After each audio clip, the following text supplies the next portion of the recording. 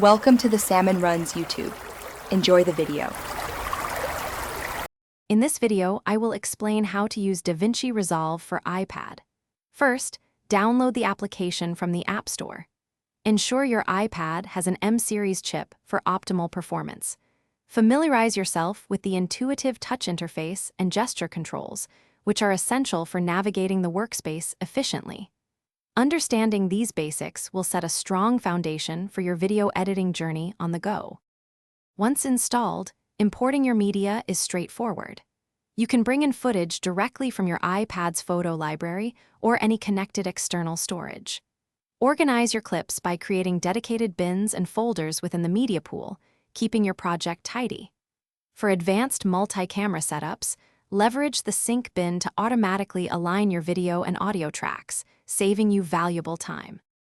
Now, let's dive into editing.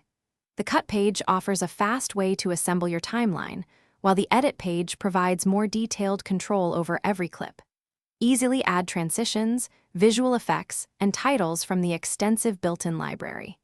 Use the Inspector panel to fine-tune properties like scale, position, and rotation, giving you precise control over your visuals. Finally, elevate your visuals with professional color grading on the Color page.